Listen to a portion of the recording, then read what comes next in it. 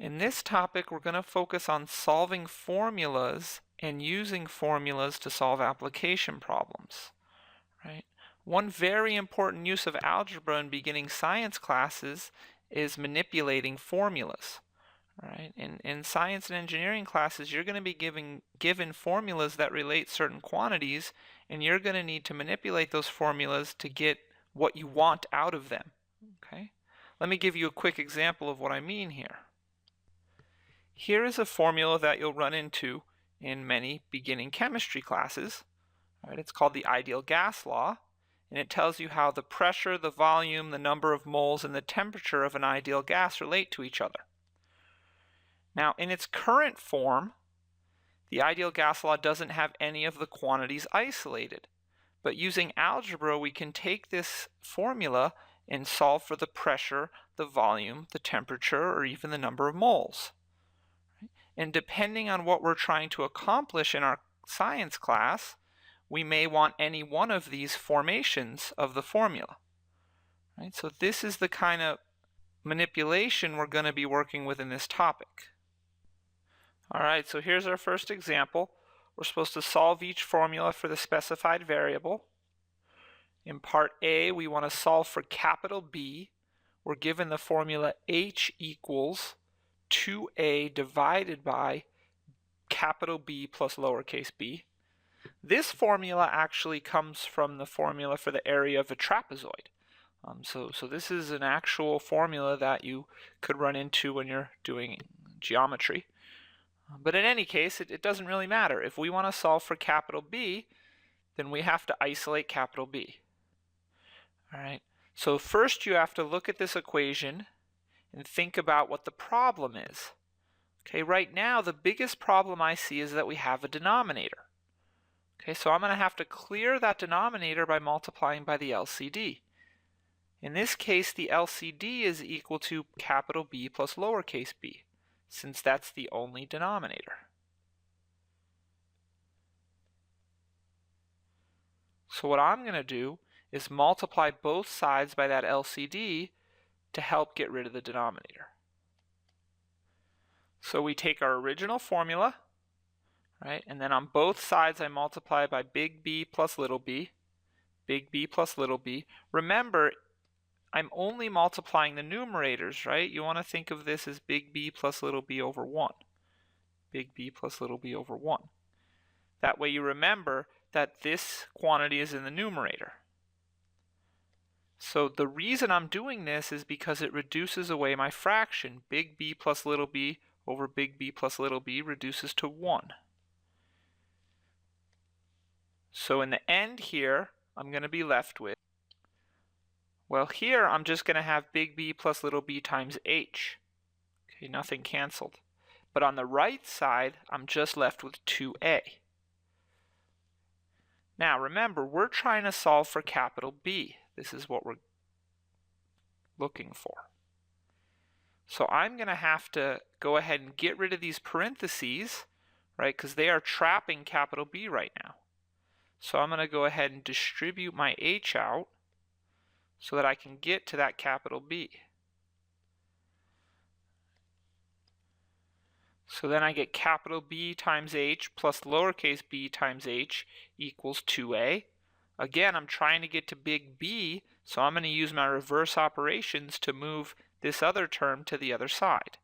So I'm going to subtract BH, subtract BH, which leaves me with big B times little h equals 2a minus little b little h. And then finally, since I'm trying to isolate big B and this h is connected by multiplication, I'm going to divide. So divide by h,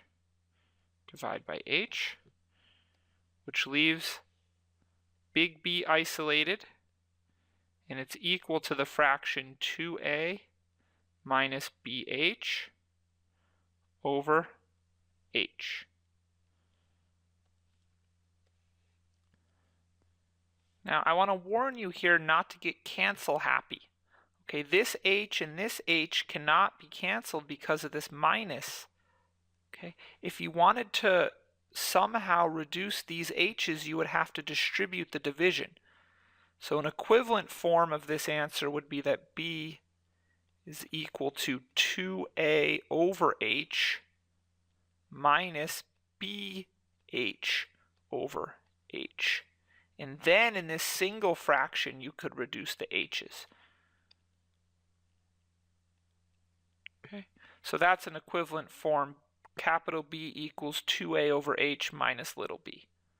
Right, but this is perfectly legitimate. Okay, so let's go on to the next one. So here's our next formula. Right, we're supposed to solve for v in the formula 5 over t plus 2 over m plus 3 over v equals 1. I can't think of where this formula might actually come up, but it's still good practice to help us work with manipulating formulas. Right? So remember, we're solving for v, which means v is our variable and everything else are constants. Okay, they're just numbers. Now, how do you solve a formula that has denominators? Well, the strategy is to clear out the denominators by multiplying by the LCD. So my task becomes to figure out what the LCD is for all these fractions. Now, t, m, and v have nothing in common. Right? T and m are not multiples of one another. Right? They're totally different letters. They're totally different quantities. Right? So in this case, the LCD is just going to be the product of all three. Right? My LCD needs a t, my LCD needs an m, and it also needs a v. So I'm going to multiply both sides of this formula by TMV in order to help isolate v. Right, so let's do it. Okay, so I took the original formula 5 over t plus 2 over m plus 3 over v equals 1, and I multiplied each term by the LCD, TMV, TMV, TMV, TMV. The reason I did this is so I can reduce common factors. Okay, for example, in this first product, I have a t on the bottom here and a t on top. Those are going to reduce. I have an m on the bottom and an m on top here. V, v. And then 1 times TMV doesn't change. All right, so here in the first term, I'm left with 5mv. Here I'm left with tv times 2, so 2tv. And here I have tm times 3, so 3tm, and then finally I have 1 TMV on the other side. All right, so let me write what we're left with. All right, so here's our resulting equation. All right, at least it has no denominators. It still has a bunch of letters, right? It still has a bunch of quantities, but it's got no denominators. That's good. Now remember, we're solving for v. Right? So I want to get everything with a v on one side and everything else on the other side. Okay, this is a linear equation now. Our strategy is going to be to separate our variable from everything else. So this guy has a v, this guy has a v, and this guy has a v. This guy does not have a v. So what's going to happen is I'm going to subtract him over here, and I'm going to subtract this quantity to the other side. This way everything with a v will be on the left and everything else will be on the right. So minus 3tm on both sides to help get rid of this and bring it over to the right. And then minus tmv on both sides to get rid of this and help bring it over to the left. Let's write what I'm left with. Okay, so as you can see, my TMV ended up negative on the left and my 3tm ended up negative on the right. So once again, remember, what are we solving for? We want to isolate v. There's a v in every term on the left side. So I'm going to apply a little trick that I learned back in Module 3 called factoring. Right? If I want to isolate v and it's in 3 different terms, let me go ahead and factor it outside so that I have only a single v on the left.